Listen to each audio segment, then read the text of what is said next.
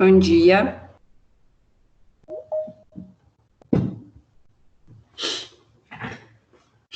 Bom dia, Pro. Bom dia. Todos bem? Sim. Tudo bem. Tá. Eu vou dar um minutinho para vocês entrarem todos na sala, porque vocês ficam presos no lobby e aí atrapalha a minha transmissão, tá bom? Só mais 5 minutinhos e eu começo.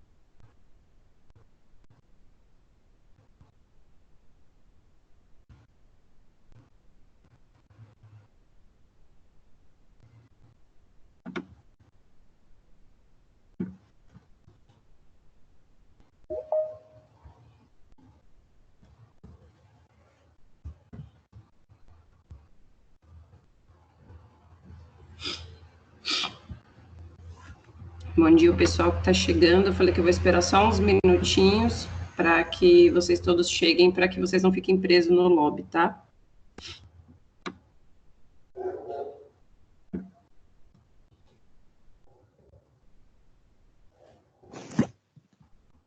Tá bom? Bom dia, Pro. Tá bom. Tá com uma vozinha de sono.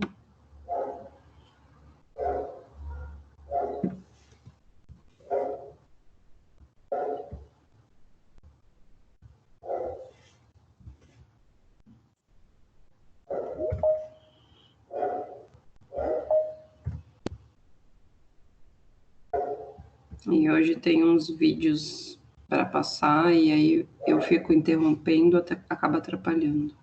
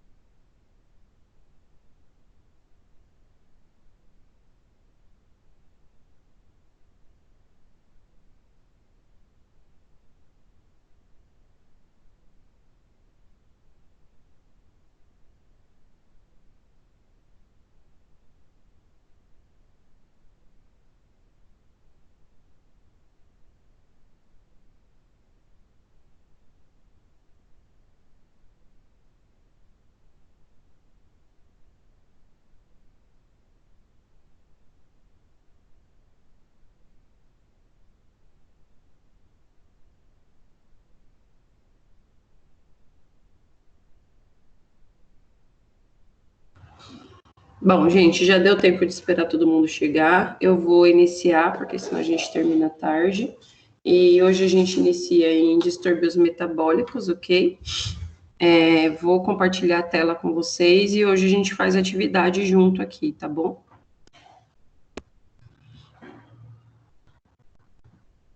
Então, prestem atenção aí.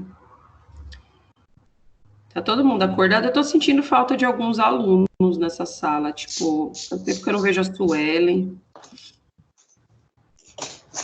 Tô acordado. Tá acordada, Su?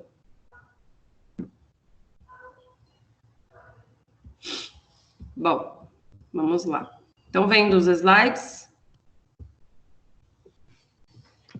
Sim. Não, então vamos lá. Esses dados eu trouxe da Sociedade Brasileira de Diabetes de 2019, tá?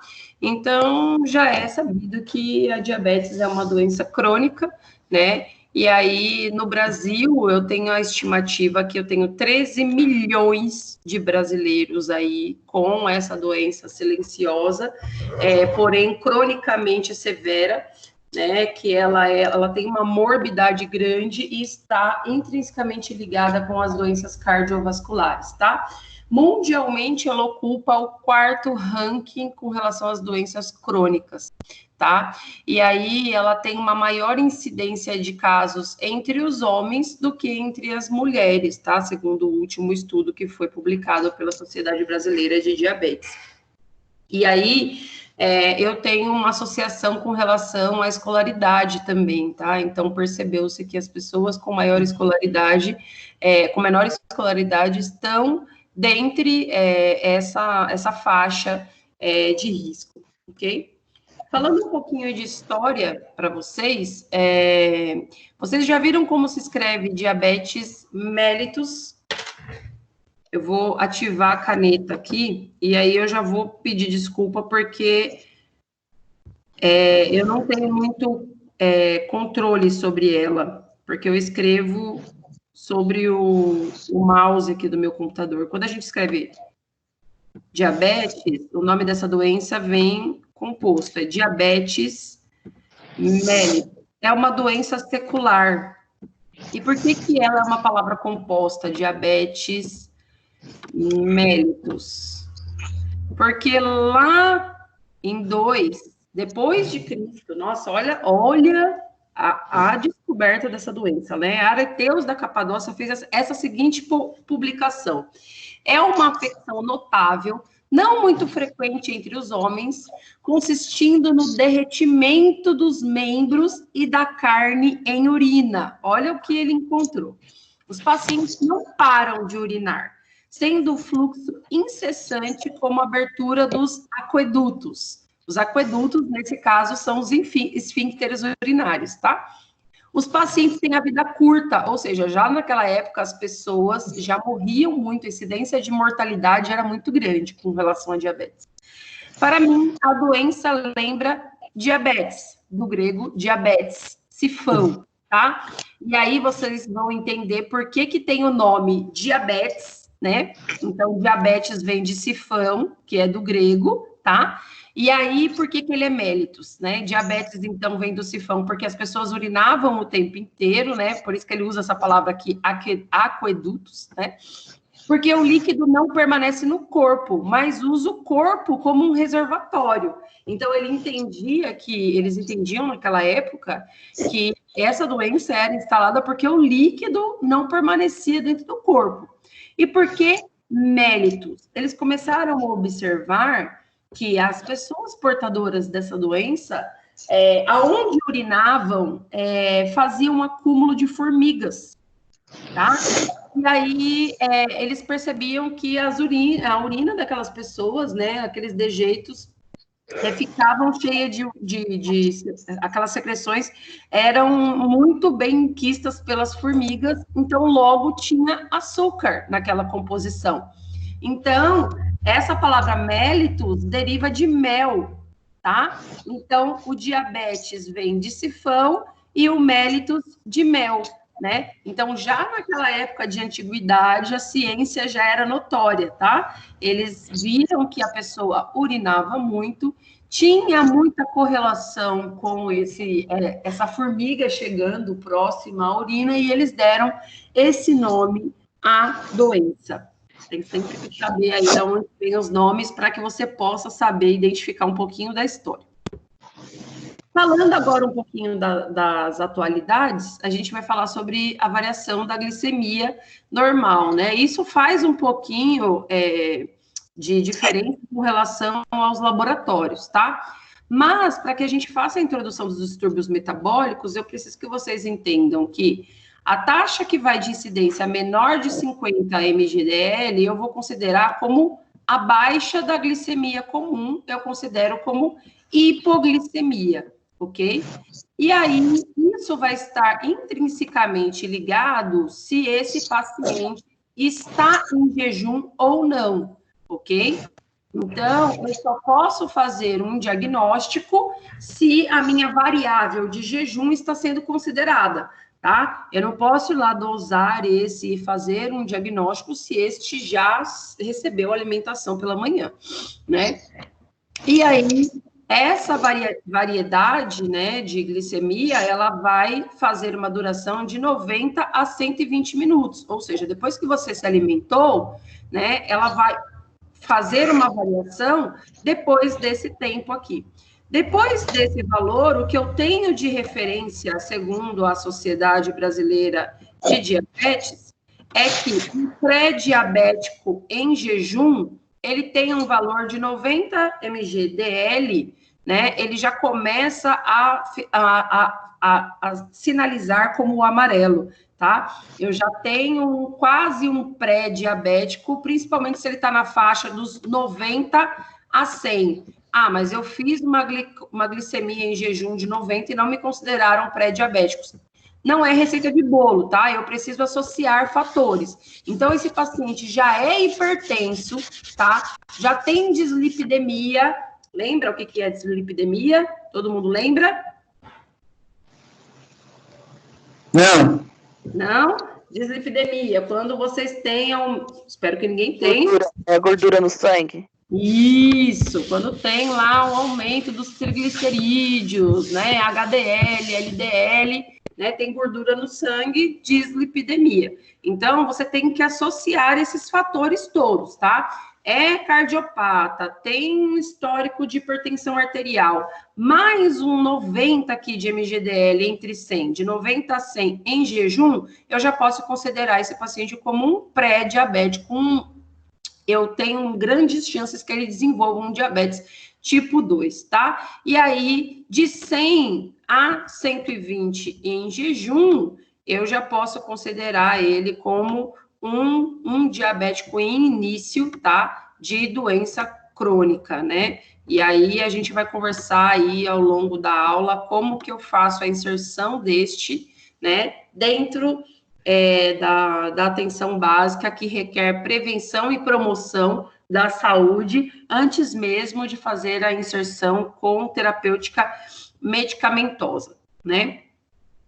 A definição propriamente dita com relação à diabetes, ela se dá por ser um transtorno metabólico, né, que está relacionada com a hiperglicemia, né, e com relação ao metabolismo dos carboidratos, né, então, juntamente a eles, eu tenho as proteínas e as gorduras, resultando desse processo como defeito da secreção da insulina. E aí eu chamo a atenção para vocês com essa palavra aqui, a insulina, a grande. A insulina, que muita gente confunde, né, como sendo uma proteína, mas ela não é, porque se a insulina fosse uma proteína, quando ela caísse, né, na corrente sanguínea, ela ia ser metabolizada. A insulina, ela é uma enzima que é secretada lá pelas células de Langerhans, nas células betas do pâncreas, ok? E aí, o que eu vou ter geralmente associado, né, a esse paciente, como eu já falei para vocês, que ele vai desenvolver diabetes. Geralmente ele já é um dislipidêmico e ele tem hipertensão arterial. Ou, tá, ele começa com o diabetes mellitus. E é esse paciente aqui que eu tenho que cercar, porque ele vai ser extremamente oneroso para o meu sistema, porque um paciente DM, ele vai desenvolver doença cardiovascular depois, tá? Por quê?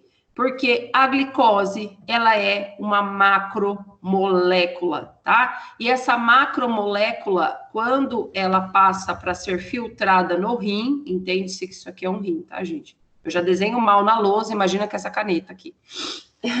Quando ela é filtrada no rim, quando ela desce para fazer o processo de filtração, né? O que acontece? Como ela é uma macromolécula, ela é uma molécula grande, é para ela estar dentro da célula, produzindo ATP, adeninotrifosfase, produzindo energia, tá? E aí, o que acontece com o diabético propriamente dito? Eu tenho a célula, eu vou fazer um desenho diferente, fazer um quadrado. A célula é um quadrado, tá? E aí, para que essa glicose, que é esse redondo aqui, tá? Se ligue dentro da célula, ela precisa de uma chave, tá? E essa chave aqui se chama insulina. Ela não entra sozinha na célula, tá?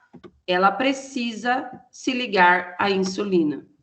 Esse é o grande problema, tá? E aí, tendo esse déficit com a secreção da insulina, seja no diabetes 1, 2, gestacional, né? Eu vou ter uma deficiência com a produção de insulina, com a secreção de insulina. E aí eu não consigo fazer esse carreamento aqui, ela não entra sozinha, tá?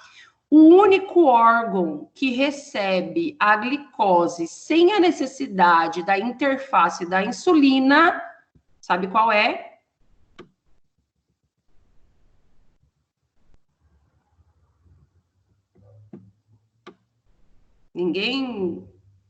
Ninguém vai se sujeitar a responder?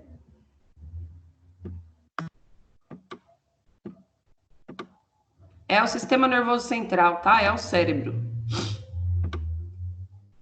O cérebro não precisa de insulina para receber a glicose, tá? Ele recebe sozinho, ainda bem, né? Porque já pensou que se as pessoas precisassem de insulina para pensar, para realizar atividade física, para conseguir movimentar o corpo, muitos de nós morreríamos. É por isso que um dos algoritmos de PCR está incluído a hipoglicemia. As pessoas morrem por hipoglicemia, tá? Um dos 6 Hs de correção da PCR é a hipoglicemia, tá? Eu tenho lá 6 Ts e 6 Hs. Uma delas de chances de parada, tá? Por que eu tenho que...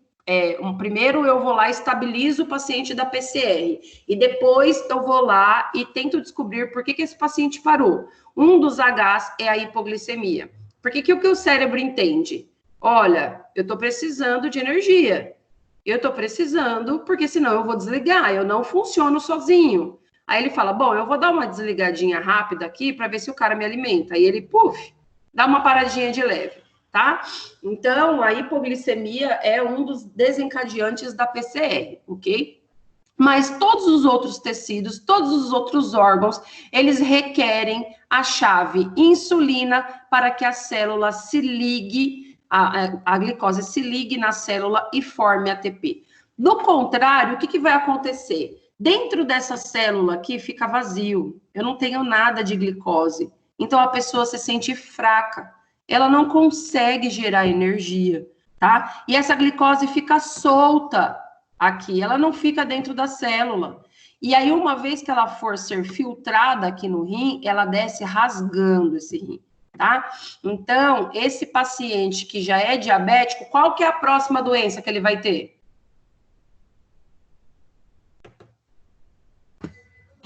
Suficiência renal? Suficiência renal, tá? há grandes chances que esse paciente vai desenvolver um distúrbio renal, porque ele começa a destruir os glomérulos, começa a destruir todos as propriedades renais lá de filtragem, tá? E aí, o que você vai encontrar com pacientes diabéticos, né, no geral? Eles são o que a gente chama de 3Ps, tá? Eu espero que vocês tenham anotações dessas aulas aí, viu, gente? Porque muita coisa eu não escrevo no slide. Os meus slides são pobres de anotação, porque eu mais falo, eu mais rabisco do que outra coisa. E minhas provas são baseadas nisso daí. Eu e a Betinha, a gente faz a construção da prova baseada no que a gente fala, né? Não se enganem que é diferente da sala de aula, tá bom? Esses pacientes são o que a gente chama de 3Ps, porque é o que ele vai apresentar de sintomatologia, ok? Então, esse paciente vai apresentar uma polidipsia. Ai, meu Deus, que difícil escrever. De polidipsia. O que é polidipsia? Ele bebe muita água, tá? Por que ele bebe muita água? Lembra do processo de osmose? Açúcar puxa água, como sal também puxa. Se essa célula de açúcar, se essa glicose está fora da célula, ele vai puxar água, tá? Então, esse paciente vai sentir muita sede o tempo todo, tá? Então, ele tem o que a gente chama de polidipsia, tá? E aí, se ele bebe água o tempo todo, obviamente, ele vai ter poliúria. Ele vai fazer muito xixi. Que é por isso que o nome é de diabetes, sifão, tá? Então, ele vai fazer muito xixi o tempo todo, porque é uma correlação com a polidipsia. Ele bebe muita água. E essa célula, essa glicose fica para fora, ela não gera ATP. A ATP vai ser gerada só através do processo de mitocôndrias que estão lá nas células. Se eu não gero energia, eu vou ficar o tempo inteiro com aquela sensação de fadiga, de cansaço, de que não estou tendo o suficiente para me alimentar. É a mesma coisa que você tiver uma casa cheia de doces, né, trancada, e as crianças estão todas lá para fora, ok? Então, ele tem o que a gente chama de polifagia. Ele quer comer o tempo todo. Polifagia, tá? E aí, geralmente, essa doença vai estar associada a aumento de peso. Ele vai ganhar peso, porque a célula, a glicose está tudo lá para fora, então ele acaba ganhando peso consequentemente, tá? E se ele ganha peso, né, esse paciente vai ter um distúrbio, né? Se ele ainda não tem, ele vai ter um distúrbio de hipertensão arterial sistêmica. Por quê?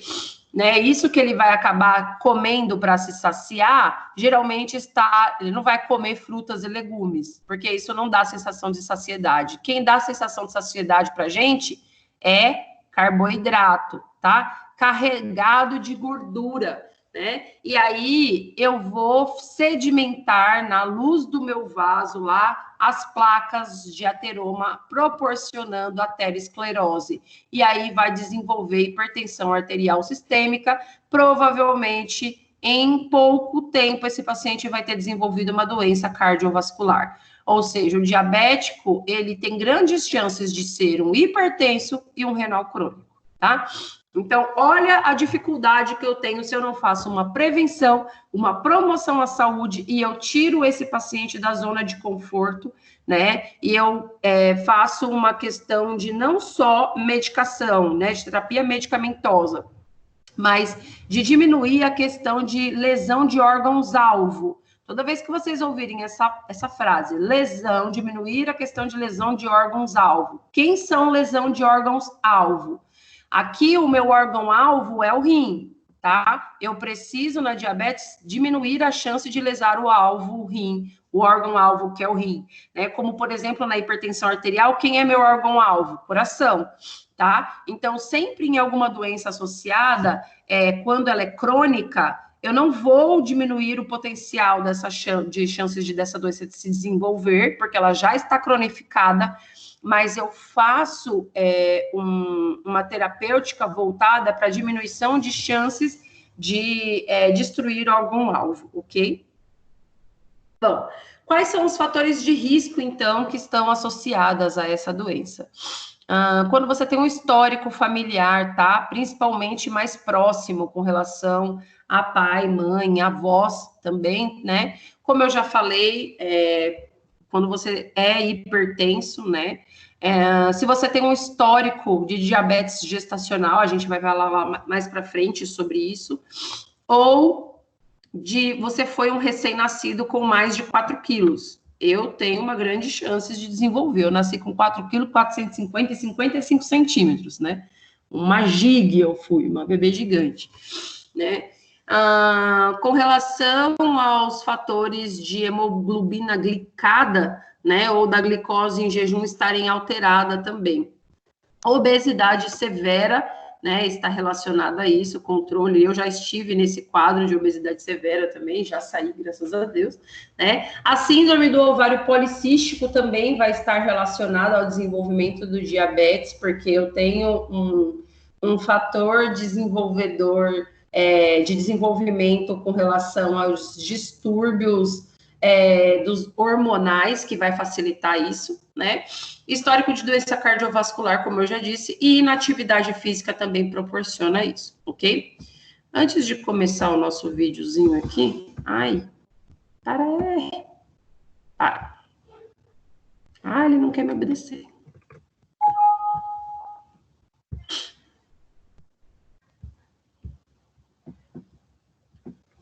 Me dê só um minutinho, por favor. Murilo, já está assistindo aula? Desculpa, gente, aqui eu tenho que... Eu sou mãe também e os meus filhos também estão assistindo uma aula virtual e às vezes eles esquecem de logar. Desculpa, tá? Não, que é isso. Aí tem que lembrar, senão eles perdem o horário. E tava um silêncio, sabe? Criança com silêncio é uma coisa que não combina. Bom, vamos lá. Falando agora um pouquinho do diabetes tipo 2, eu gosto muito desses vídeos 3Ds para que vocês entendam melhor. Então, vamos lá. Se alimentou com carboidrato, né? Chega lá até a porção do estômago, porção intestinal, né? E aí, o que vai acontecer com essa glicose, com esse carboidrato? Ele vai ser metabolizado em glicose, né? E aí, essas células do intestino, né? Acabam absorvendo essa glicose, levando lá para a célula sanguínea. Quando essas células acabam atingindo quando o sangue atinge o pâncreas, essas células betas dentro do pâncreas detectam esse nível crescente aí da glicose, como vocês estão vendo. Para reduzir esse nível alto de glicose, as células beta, ó, vocês estão vendo aqui, ó, os receptores, como eu falei, né? Não desenhei nesse nível, deixa eu parar, porque senão ele vai mais rápido do que eu, né? Aqui eu tenho as moléculas de insulina e os receptores de insulina bem melhor desenhado, né?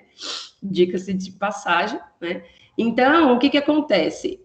Para reduzir o nível de glicose, as células betas liberam na corrente sanguínea, né, a insulina. E à medida que o sangue vai circulando pelo corpo, a insulina acaba saindo da corrente sanguínea para os tecidos para alcançar as células do corpo. Deixa eu continuar aqui, senão ele vai mais rápido do que eu não consigo acompanhar, né? Olha lá o processo, como vai ocorrendo. E aí a glicose vem chegando e entrando dentro da célula. Olha, quando o paciente... Isso acontece no paciente fisiologicamente normal. Olha, é por aí que eu consigo fazer a ATP acontecer, né? Aí ele vai falar um pouquinho das causas da diabetes, no caso da diabetes tipo 2, né? O que acontece com a diabetes tipo 2? Vou dar uma pausa aqui. A diabetes tipo 2 vai ocorrer porque a gente faz um estresse do pâncreas, tá? É isso que ocorre. Porque o pâncreas vira para você e fala assim, você tá de brincadeira comigo, né, cara? Fim de semana foi churrasco, na segunda-feira você come uma lasanha, na terça é rabada, e você tá achando que a vida é uma festa, né? É justamente o estresse do pâncreas, tá? Ele não tem uma vida ad infinita com relação às células beta, né? Com relação à ilhota de Langerhans, ele não vai liberar para sempre a insulina. Chega uma hora que ele sofre um estresse e ele não tem mais essa facilidade toda para liberação, né? Suficiente de insulina para a vida toda, né? E aí ele sofre esse estresse com relação ao diabetes tipo 2. Por isso que é uma doença que vai se desenvolver ao longo da vida. Ninguém nasce com diabetes tipo 2, tá? Ela é uma doença que vai se desenvolver, né? E o paciente vai ter uma resistência com relação ao funcionamento do pâncreas, ok? Ai, meu Deus, passei o vídeo. Ai, paciência, tem que ter comigo.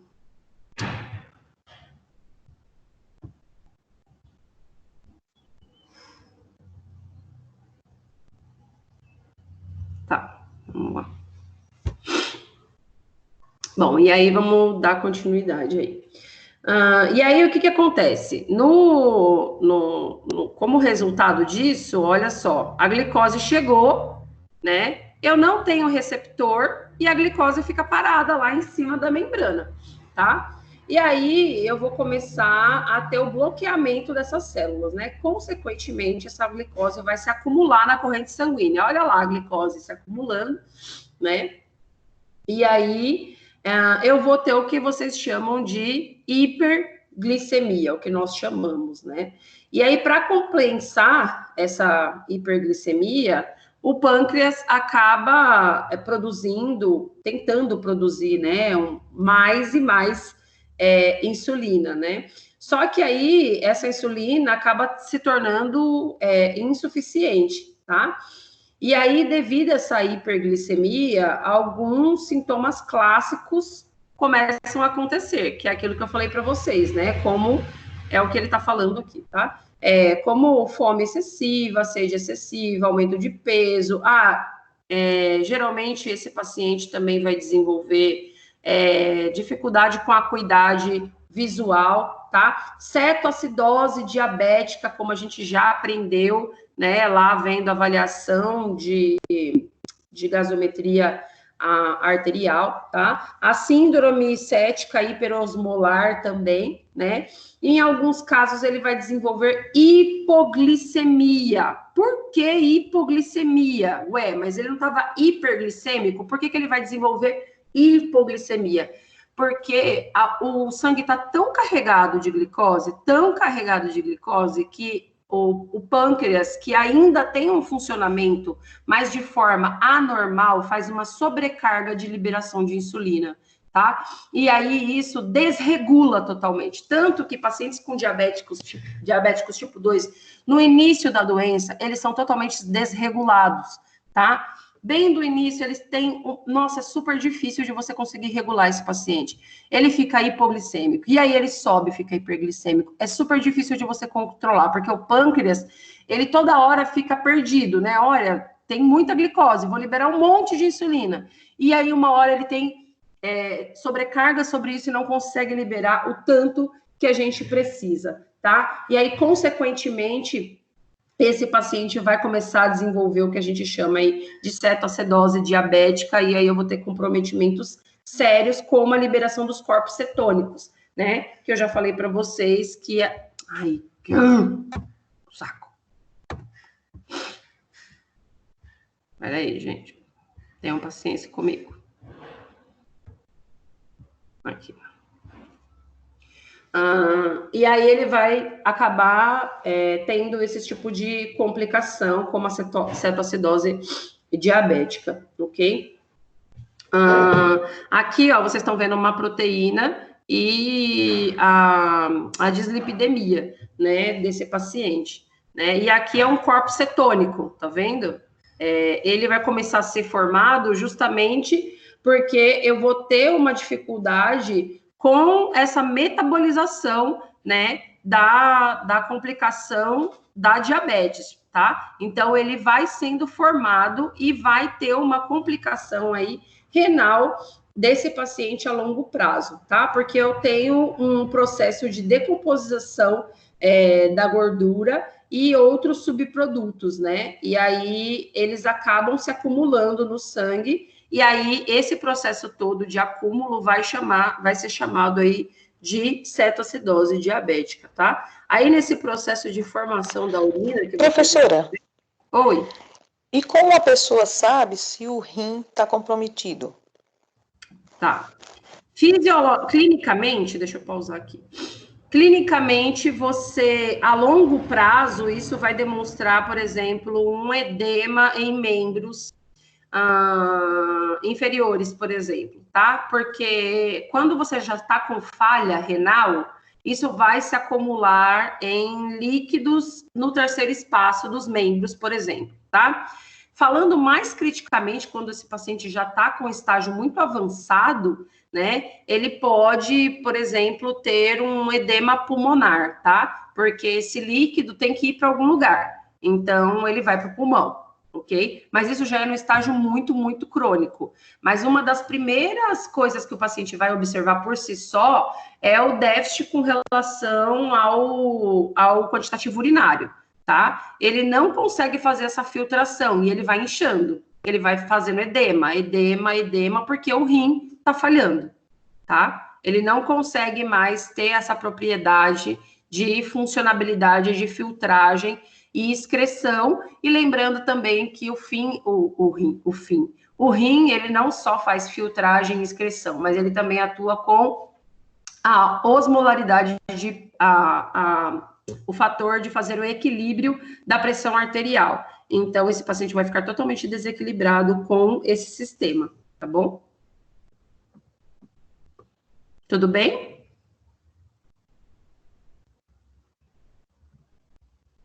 Será que você... Sim, tranquilo. Ai, que inferno. Professora. Oi. Professora, então, assim, na diabetes tipo 1, o paciente, ele necessariamente ele é hipoglicêmico, e na tipo 2 ele pode ser hipoglicêmico e hiperglicêmico, é isso? A gente já vai falar do 1, agora eu tô falando do 2. No 2, ele tem mais uma tendência a ser hiperglicêmico. Só no começo, bem no começo da doença, que ele tem uma pequena chance de ser hipo, tá? Bem no comecinho que ele tem desregulado. Mas na 1 é que ele tem mais essa tendência. Aqui primeiro a gente tá falando da diabetes tipo 2, tá? Aí depois a gente continua para diabetes tipo 1. Só para vocês não confundirem. Essa é a diabetes tipo 2, tá bom? Que é o que a gente tem mais incidência como doença crônica. A diabetes tipo 1, ela não entra como diabetes tipo crônica. Vocês vão entender por quê, tá? Bom, Então, obrigada. olha aí a glicose entrando para ser filtrada no rim, sendo uma macromolécula, chegando e deteriorando os capilares, né? Rasgando com tudo, né? Na porção renal, né? E aí eu vou ter outras complicações, né? À medida que a insulina continua com o seu nível diminuído e a glicose com o número aumentado, os rins acabam filtrando esse excesso de glicose do sangue para a urina, e aí eu vou ter grande quantidade de água também, né? Sendo secretada. Ao menos que você beba menos água, né? E consiga suprir essa demanda aí, mas dificilmente vai acontecer, porque o paciente sente o que eu falei de polidipsia, né? E aí, essa concentração de hiperosmolaridade acaba concentrando mais a urina, ok? Concentrando não, diluindo mais a urina. Aí ele vai ter sintomas neurológicos, né? Por conta dessa osmolaridade, tá? Então, às vezes pode acontecer convulsões, coma, né? por uma dose excessiva, né, de medicações diabéticas, né, esse paciente também pode ter um déficit com relação a passagens de informações precisas, como pensamentos sinápticos, porque falta a glicose, como eu falei, o cérebro é o único órgão que a gente não vai precisar da glicose, né, então um déficit aí vai diminuir esse processo, ok? Eu vou ter dificuldades também com relação ao excesso de insulina sendo secretado, e aí esse paciente fazendo hipoglicemia nessa porção cerebral, eu vou ter, tipo assim, como se os neurônios estivessem passando fome nesse segmento, tá? E aí eu vou ter sintomas como nervosismo, tremores e confusão mental, né? Que é o que o paciente chega no pronto-socorro quando ele apresenta uma hipoglicemia no início dos sintomas dessa medicação, né? E aí, esse daqui vai falar mais um pouquinho sobre a detecção da glicemia, né? Aqui eu faço uma demonstração do que é uma glicemia capilar, né? Popularmente a gente chama de destro, mas o destro está relacionado ao nome do aparelho, né? Para dosar o nível de glicemia sanguínea, ok? Com o glicosímetro. Essa parte eu vou passar, porque a gente vai acabar se repetindo. Espera aí que tem alguém preso no lobby.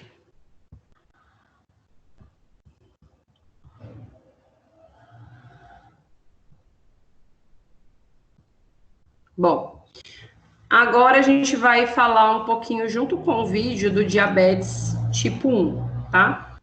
O diabetes tipo 1, ele é um pouquinho diferente do diabetes tipo 2, tá? Porque no diabetes tipo 1, eu tenho uma condição que o pâncreas não produz insulina, né? Que ele é o hormônio que precisa manter os níveis adequados do açúcar no sangue. O que acontece com relação ao diabetes tipo 1 é que a resposta autoimune das células betas pancreáticas de uma pessoa que tem diabetes tipo 1, ela tem isso como uma resposta autoimune. Então, ou seja, ela nasce com essa condição, ok? Então, eu já tenho isso como um resultado de falência de proporção pessoal, ok? Então, os sintomas mais comuns dessa doença vão ser muito parecidos com os da diabetes tipo 2. Mas a diferença é que eu vou conseguir pegar essa doença, o vídeo é bem parecido com o diabetes tipo 2, tá? Porque a incidência da doença é bem, bem parecida. A diferença é que, como é uma doença autoimune, e aí os glóbulos brancos acabam secretando esses anticorpos, né? Que os anticorpos, por que ela é autoimune? Porque os anticorpos das pessoas que têm diabetes tipo 1, eles acabam destruindo as próprias células beta. Olha aí o pâncreas tem lá as ilhotas de Langerhans, tem as células betas, e aí essas pessoas que têm o diabetes tipo 1, elas acabam desenvolvendo uns anticorpos que esses próprios anticorpos destroem essas células betas, tá? Sozinho. E aí eles acabam tendo essa condição de hiperglicemia, mas a hipoglicemia também ocorre. Então, eles produzem pouca ou quase nenhuma insulina, tá? E esse paciente, ele vai ser um insulino dependente, tá? Esse daqui não vai ser como diabético tipo 2, que eu vou poder fazer uma prevenção e promoção relacionada à alimentação, ao esporte, e a medicação via oral. Esse já vai ser um paciente que a gente chama de insulino dependente, porque ele vai ter predominante a hiperglicemia, né? Ele vai ter a hipoglicemia também, se eu não fizer injeção de metabólitos, né, para fazer um equilíbrio, né, como uma bomba de insulina, por exemplo, ele vai desregular com certeza, tá? E aí eu vou ter problemas com relação aqui tô falando sobre o que ele sente, que é muito parecido com o diabetes tipo 2, tá? Só que a diferença é que ele tende a fazer mais hipoglicemia com relação à pessoa que tem diabetes tipo 2, tá? E aí esse paciente vai se cronificar, né? Porque ele já nasceu assim, com essa degeneração, por isso que é uma doença que é autoimune, tá? Então, em alguns casos, alguns pacientes de diabetes tipo 1, eles já andam com um aparelho, eu vou ampliar aqui, porque aqui já é mais interessante, eles mostram a aplicação da insulina, tá? Eles já andam com... alguns pacientes que, às vezes, não são do SUS, tá, gente? Alguns locais que já são mais... aqui são as localizações para aplicação de insulina, tá? Então, eu tenho deltoide, abdômen, no glúteo também eu posso fazer, e na região posterior do deltoide. Aqui que eu estava falando para vocês, tá? Essa bolsinha aqui de injeção de insulina automática, né? No SUS eu não conheço nenhum local que faça isso de forma disponível. Eu só vi no sistema particular. Então, ele injeta a insulina de forma regular na necessidade do paciente, tá? Então, ele reconhece a necessidade da baixa da glicose e já faz essa complementação, essa suplementação da insulina. E aí o paciente não precisa ser picado todos os dias, a todos os minutos, tá? Ele reconhece esse déficit com relação a isso. Deixa eu fazer uma pausinha aqui. Tudo bem até aqui? Tranquilo, Pro. Beleza? Pro, tem um aparelho também, não sei se você já viu, um aparelho que é tipo um sensor que é instalado no braço do paciente. Que você não precisa picar o paciente para poder ver a glicemia. Ele já dá a glicemia de acordo com o sensor. Não sei se você já viu. Sim, pela pele, né? Isso. Sim, esse daí, o que eu tava mostrando era para injetar a insulina, mas existe esse também, e existe um projeto, ele até é feito pelo Google, muito interessante. É uma lente de contato, gente, é espetacular. Quando eu vi a primeira vez, eu fiquei incrédula. É uma lente de contato, e essa lente de contato, lente mesmo, tá? De olho. Essa lente de contato, ela mede, tá? Ela afere a glicemia do paciente, você tem noção? E aí o próprio paciente vê, assim, ele enxerga que, assim, mudou de cor, e aí ele sabe interpretar, fala assim, tô precisando da insulina, entendeu? Tipo assim, fica azul, né? Aí ele sabe, tô precisando de suplementação, sabe? Então, aí muda completamente a qualidade de vida. Vocês têm noção do quanto isso é efetivo e cientificamente maravilhoso? Interessante, né? Muito legal. Depois eu vou mostrar para vocês. Vou trazer esse andamento. É o Google que está patrocinando isso. E ainda a gente entra... Oi. Tem um também que até está passando na televisão por esses dias, que você consegue ver até pelo celular, que é esses que está inserido na pele, sabe? Aí Sei. você consegue medir até pelo celular. Não sei se você já viu também. Não tinha visto esse aqui, bacana. Então, tá passando na TV agora. Ai, que legal. Então, a gente gostaria muito que essas práticas voltassem para o SUS, né? Porque o nosso grande problema do SUS é que as pessoas não acabam aderindo, né, à terapêutica da doença crônica, do diabetes, porque, gente, quem é que quer ficar sendo furado todo dia? Ninguém. Mas aí você parte do princípio assim, alguns profissionais falam, mas não quis ficar comendo até o dia acabar? Agora tem que ficar aguentando a correlação dessa doença. Mas não é bem assim que funciona o sistema, né? E aí a gente acaba onerando muito o sistema de saúde em decorrência dessas situações, né?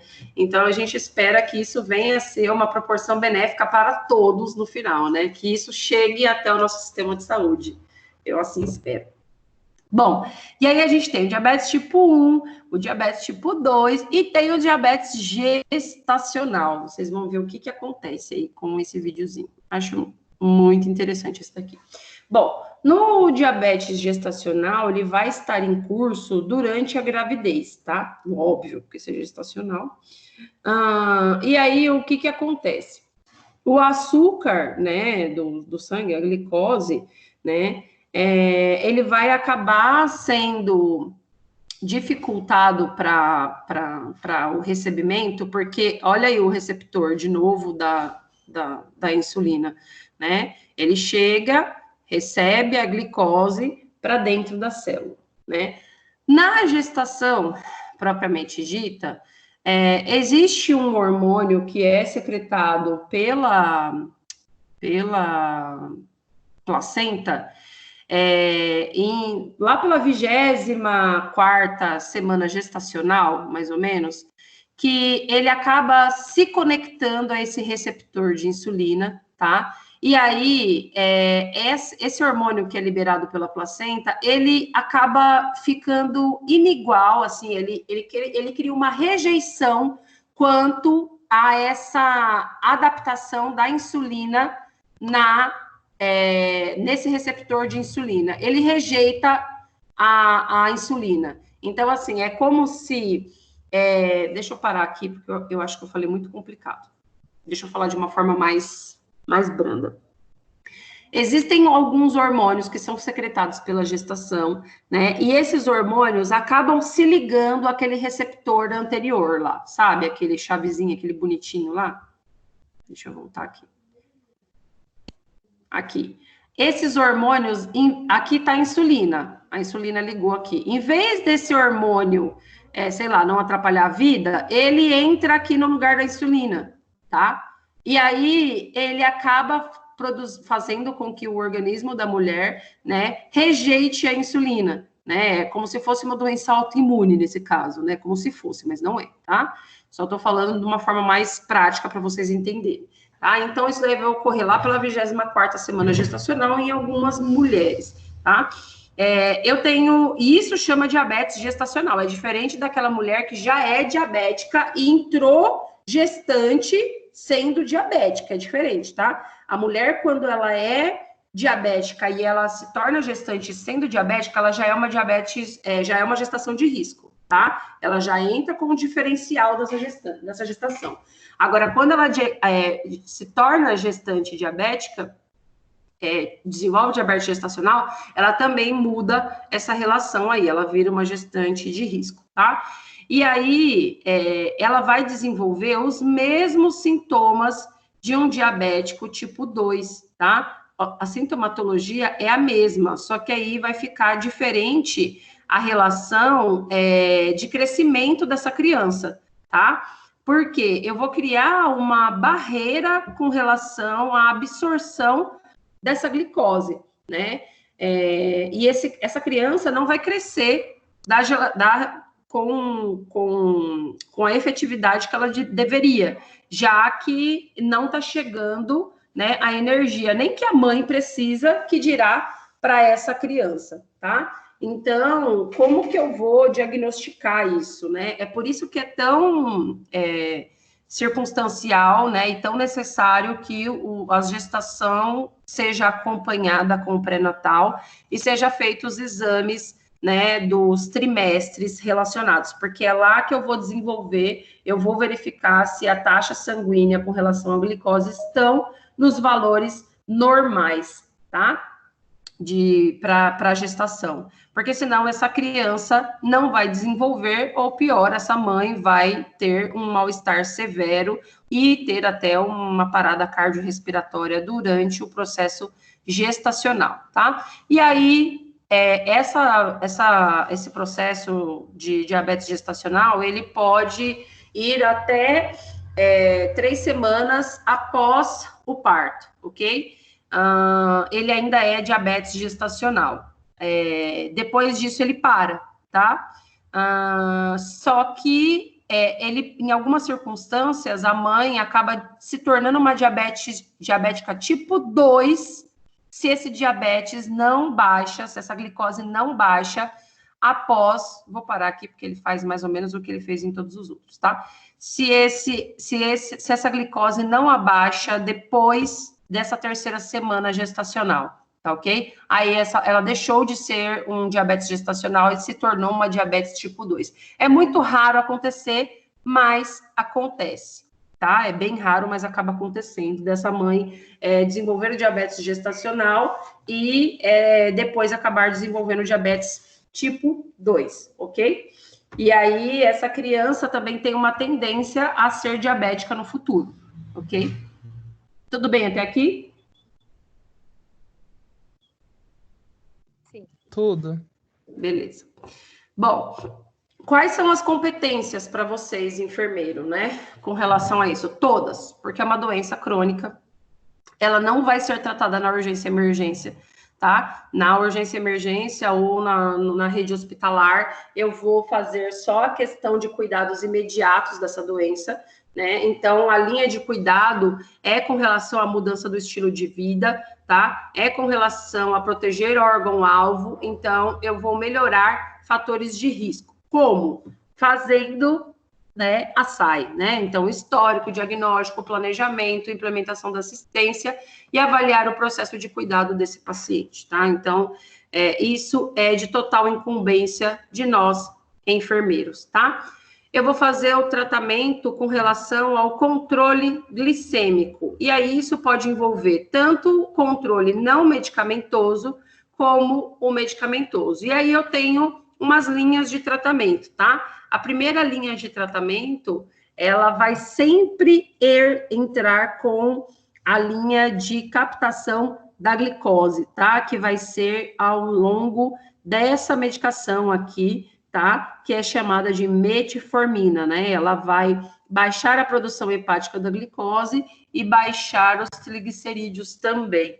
Ah, professora, mas eu conheço um caso de uma pessoa que estava só com 250 e já foi direto para a insulina. Está errado? Sim, está errado, tá? Primeiro, eu preciso não dá para matar uma barata com um tiro de canhão. Eu preciso começar com a primeira linha, tá? Eu preciso adaptar o organismo, eu preciso fazer primeiro o tratamento não medicamentoso, alinhando com o medicamentoso de primeira linha, tá? Para depois partir para os agentes hipoglicemiantes, tá? Os agentes hipoglicemiantes que vão estimular a secreção da glicemia, ok? E estimular aí, mudar hábitos de vidas e perda de peso. De terceira linha, que é o último passo, tá? E aí sim eu vou instituir o tratamento de insulina, tá? E aí, na rede do SUS, eu tenho 2 tipos de insulina, que é a insulina NPH, né, que tá aqui no canto esquerdo do vídeo, e a regular, que é a de ação rápida.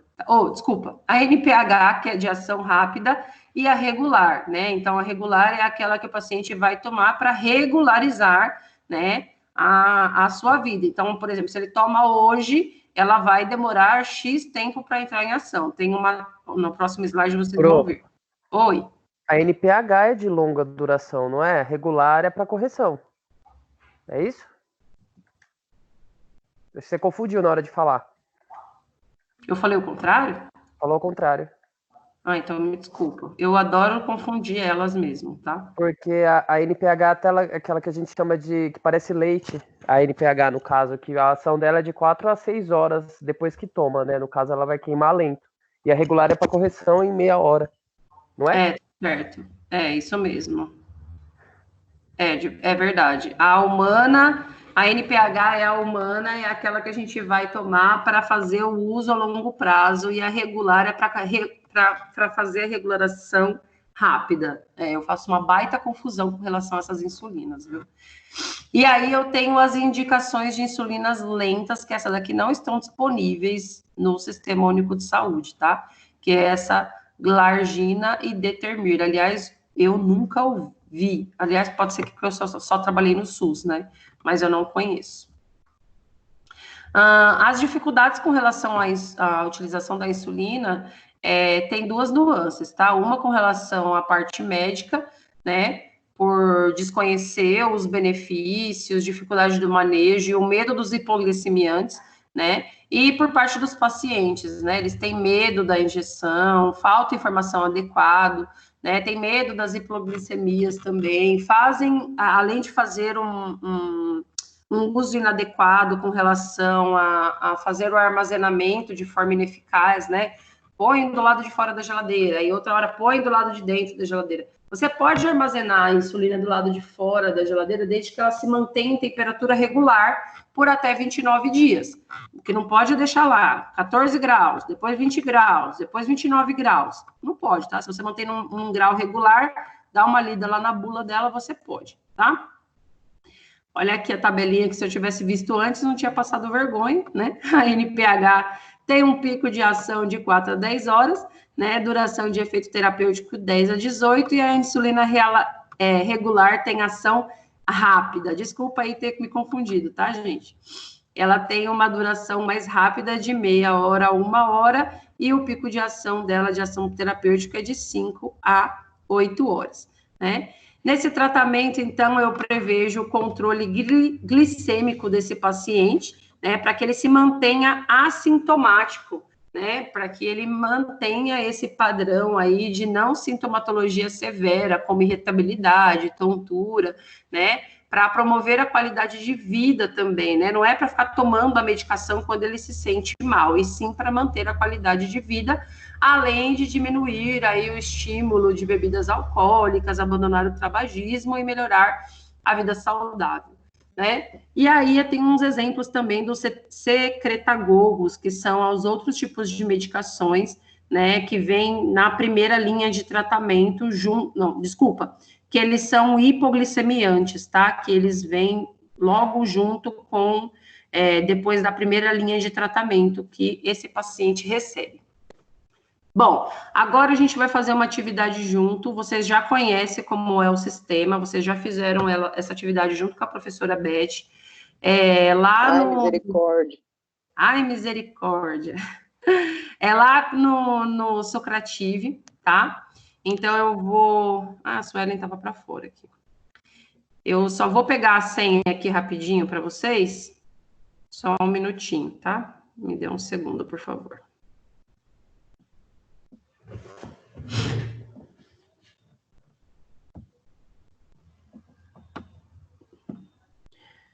Chururu. Que eu fiz o favor de deixar a senha no outro slide. Suelen, você caiu da sala?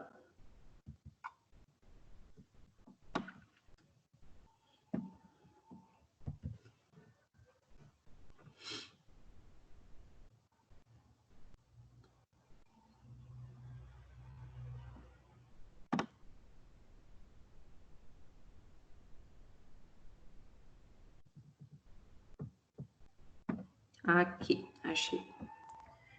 Bom, vocês... Ué? Estava admitindo a Suelen. Tá dando falha para admitir. Bom, enquanto isso, vocês já conhecem o joguinho. Só que vocês vão agora entrar lá no socrative.com, escrever o nome da sala. O nome da sala é Podadeira 2004. E vocês vão colocar o nome de vocês, tá? E vão responder 2 perguntinhas simples dessa aula. Pro, eu não sei entrar nesse Socrative, não. Quem tá falando comigo que eu não tô vendo? Aldenice. Vamos lá, Aldenice. Você tá fazendo a aula pelo celular? É. Abre uma nova aba no seu celular.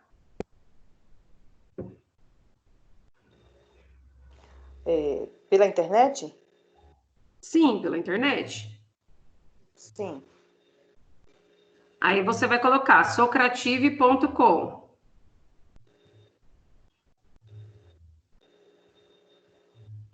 Coloquei. Aí vai colocar lá, Student Login. Clica em Student Login. Já clica esse socrative.com? Sim. Tá.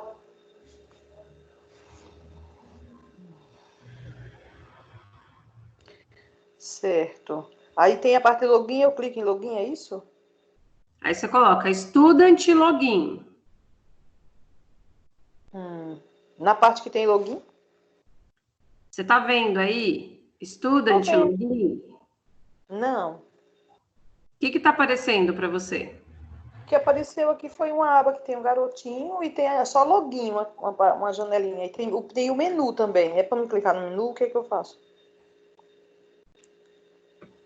É no login primeiro. Vai no Depois login. vai abrir o Student Login. Ah, tá. Vi agora. Já fui.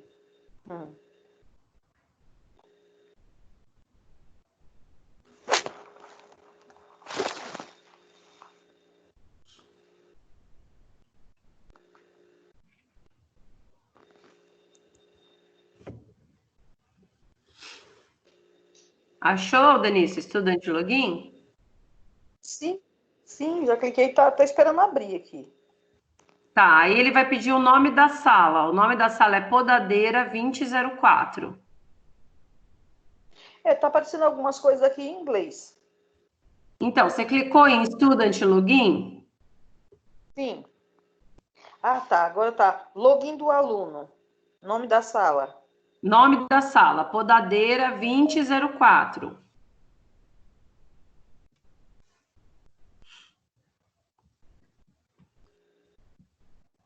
Coloquei já. Agora entrar. Sala inválida. Podadeira 2004. Eu coloquei, mas tá mostrando sala inválida. Você escreveu Podadeira com I? Podadeira. Sim. É, Podadeira sem I, o Ah, tá. Aldenice. Tá. Podadera. Tá. Eu tirei o Podadeira I. 2004. Certo, eu tirei o I. Podadeira.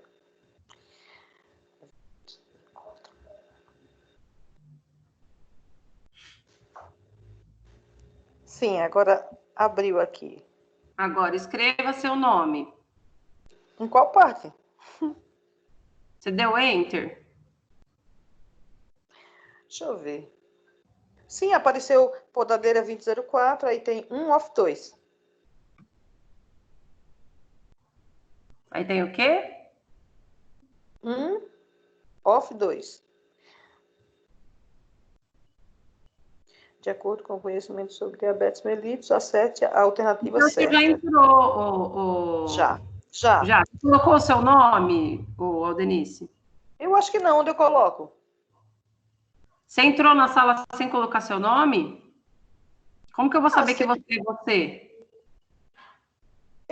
Sempre que a gente entra na sala, coloca o nome, não é? Como é que eu vou saber? Eu não tô na sala com você. Aí eu não sei onde coloca o nome, não. Na onde ele pediu para você colocar o nome. Não me lembro. Se pediu, eu coloquei, não sei. Não, você não colocou o nome. Você colocou o meu nome. Você colocou Podadeira 2004. Sim. Agora você. Então, mas esse era o nome da sala. Você colocou o nome da sala, Podadeira 2004. Depois ele pedia, escola, coloque o seu nome. Só se for em inglês, porque eu não vi, não. Em português eu não vi, não. Tá, Denise, responde as questões, que aí Tá. você colocou Podadeira 2004, eu vou entender que é você, mas você precisa praticar isso para você entender como faz, tá bom? Sim. Porque é a segunda aula que já tem isso. Mas é a primeira vez que eu faço, porque eu não sei Não, fazer. não, porque a Beth falou que na aula passada ela fez também. As E coisas você que eu estava na respondi sala. só foi diretamente na aula, não foi nesse Socrative, não.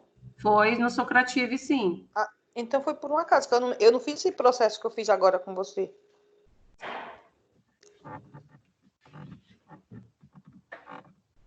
Tá.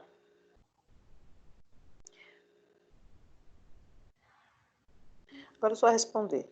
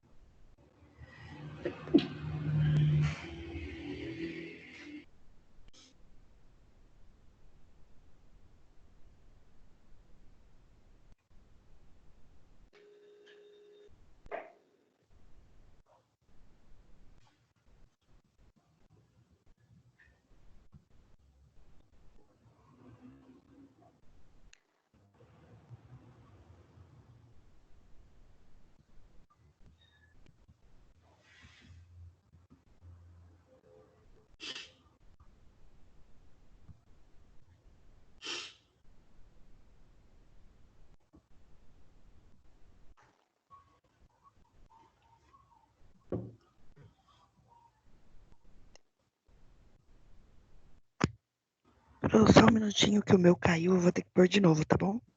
Tudo bem.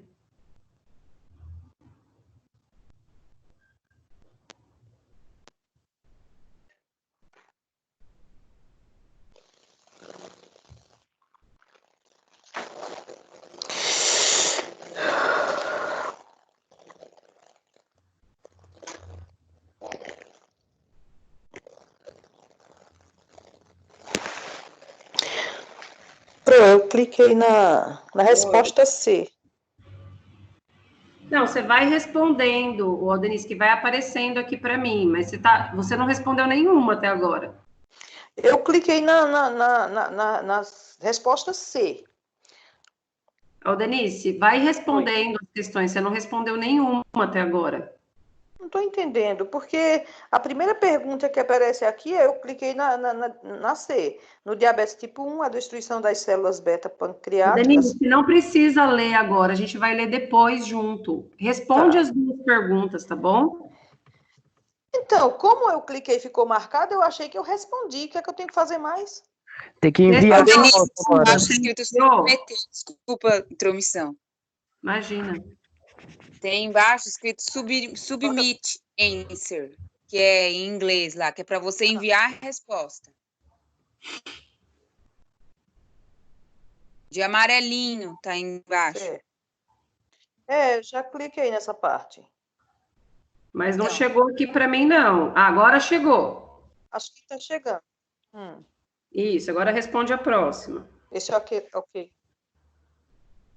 Ok, vai para a próxima, né? Isso. Tá.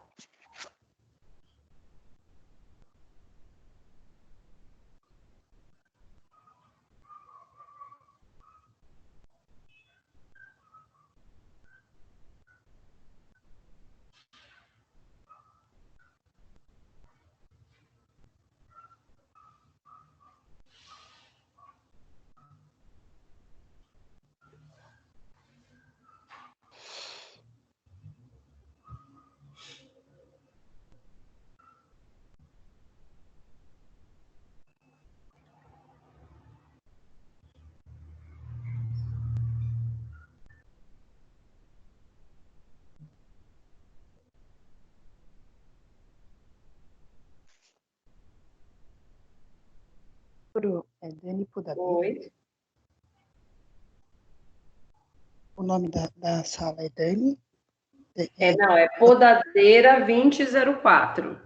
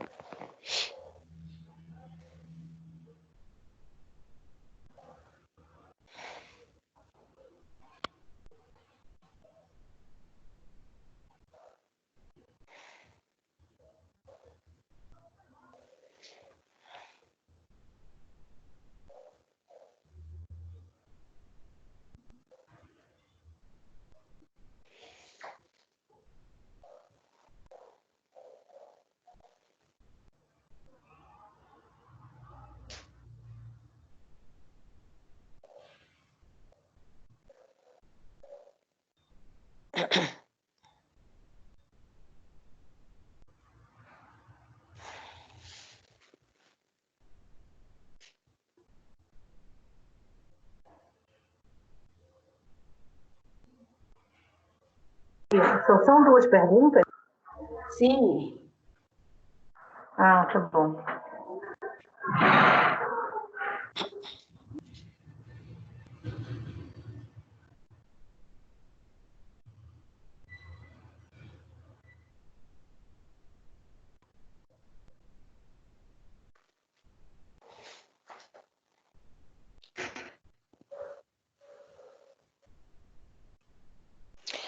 Para eu responder as duas perguntas, aparece para você aí?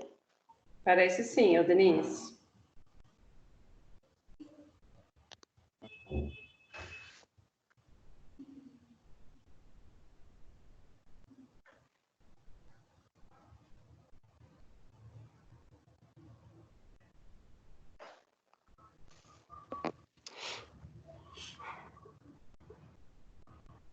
E para voltar para a tela da aula? Sabe no seu celular, se você clicar embaixo, não tem 3 pauzinhos? Não, às vezes tem só um redondinho, não tem, os 3 pauzinhos tem do lado de podadeira. Deixa eu ver. Porque você está falando comigo, não tá? Então significa que você está conectada. Sim. Então, Onde só eu cliquei, voltar para a aula. no que eu liguei, apareceu o menu. Só. Não, agora você não precisa mais responder nada, porque ele já foi, ele já chegou para mim. Uhum.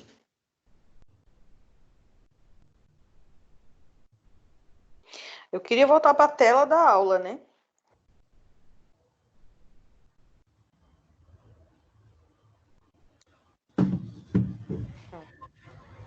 É que aí eu fico com dificuldade de responder para você, porque depende do modelo do celular. O meu, se eu clicar nos 3 pauzinhos embaixo do lado esquerdo, eu consigo ver as abas que tem aberta do celular. Gente, mais 5 minutinhos, tá? Ó, vou falar de quem eu já recebi. Cíntia, Daiane, Diogo, Fernanda, Jennifer, Natália, Aldenice, Priscila, Suelen e Viviane. Patrícia não terminou, Débora Almeida não terminou. Daiane não terminou.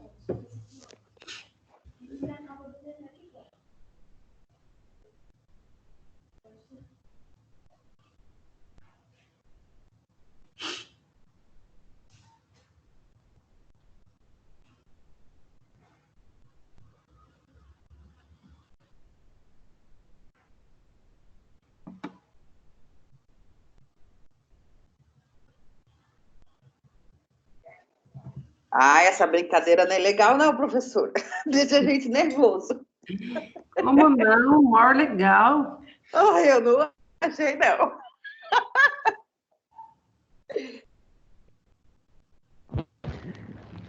Professora, Depois eu vou conversar com a professora Beth de quanto vai valer, tá bom? Porque eu fiz atividade de manhã e ainda não conversei com ela quanto que a gente vai dar de nota.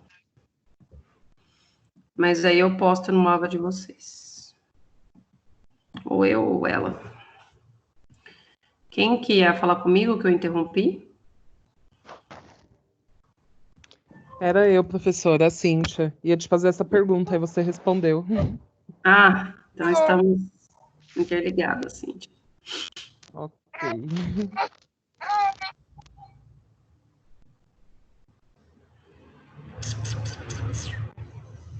Falta a Patrícia, a Daiane e o João Andrew.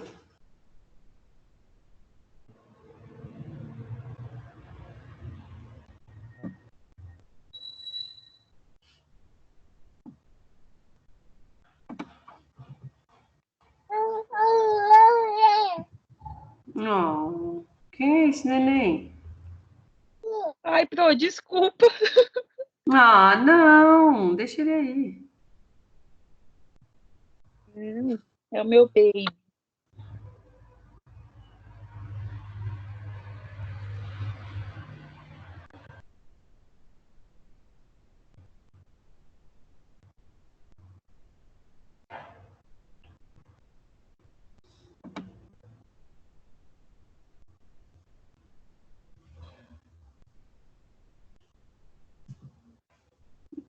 Daiane, só falta você, meu bem. Eu já respondi todas. Já até enviei. Não, tá faltando uma, você só respondeu uma. Deixa eu dar uma. Vou entrar aqui de novo, calma aí. Você tem certeza? Ficou girando a sua página? Ficou incompleto. Ficou. Ficou incompleto? Deixa eu olhar, entrar aqui de novo.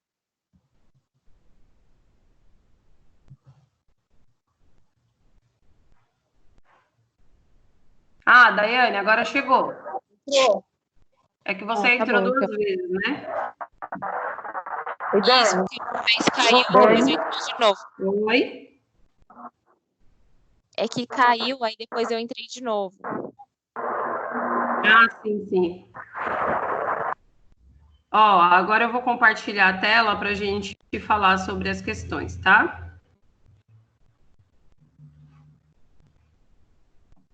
Vamos lá.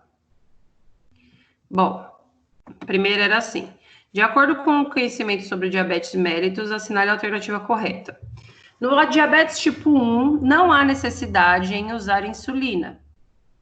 Era visto, tá? Foi um erro de digitação. Visto que as células pancreáticas são capazes de produzir insulina necessária para manter os índices glicêmicos. Tá certo?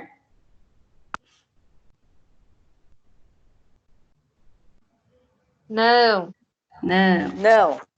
No diabetes tipo 2, cujo pico de incidência ocorre na infância e adolescência, há uma tendência maior à hiperglicemia do que à hipoglicemia, tá certo? Tá. Não, tá errado. Não, Porque tá a diabetes tipo errado. 2, ela não ocorre, é a tipo 1 que ocorre mais na infância e Na adolescência. fase adulta.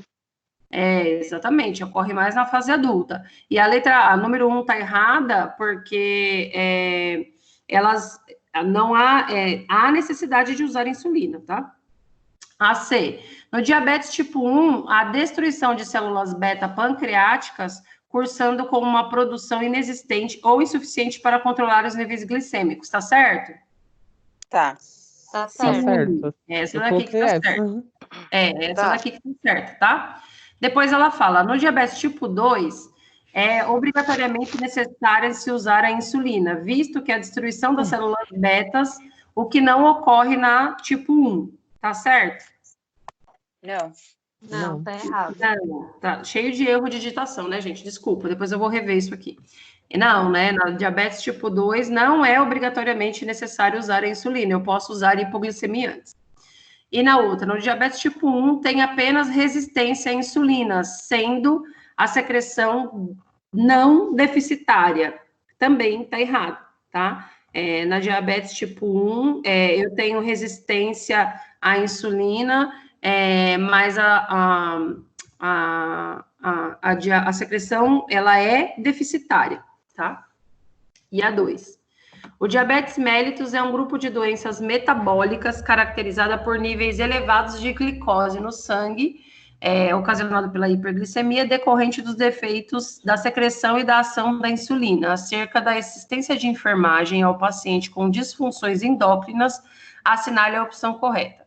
A insulina é uma proteína produzida pelo pâncreas e controla o nível de glicose no sangue ao regular a produção do armazenamento da glicose, tá certo? Não. Por que não tá certo? A insulina é uma enzima, e não proteína. Exatamente. O diabetes do tipo 1 é originalmente conhecido como diabetes mellitus não insulino dependente, tá certo? Não é insulino dependente, ele é insulino dependente. Na D. Na C, né? O diabetes do tipo 2 é originalmente conhecido como diabetes mellitus insulino dependente. Também não, porque eu posso usar hipoglicemiantes e outros tipos de medicações. A cetoacidose diabética é um distúrbio metabólico dos diabéticos do tipo 2, que resulta de uma deficiência de insulina, tá certo? Errado. Não, porque a cetoacidose diabética ela pode acontecer tanto nos diabéticos tipo 2 quanto do tipo 1, tá? O exercício é extremamente importante no controle do diabetes, por causa dos seus efeitos sobre a diminuição da glicemia e a redução dos fatores de risco cardiovasculares. Está correto? Tá. Sim. Sim, é a questão correta. Ok? Ok. Alguma dúvida? Não, Pro. Não. Chega por hoje? Sim. Então tá bom, povo meu. Hoje é sexta-feira, né? Então, bom descanso para vocês. Aproveitem com sabedoria o final de semana e fiquem em casa.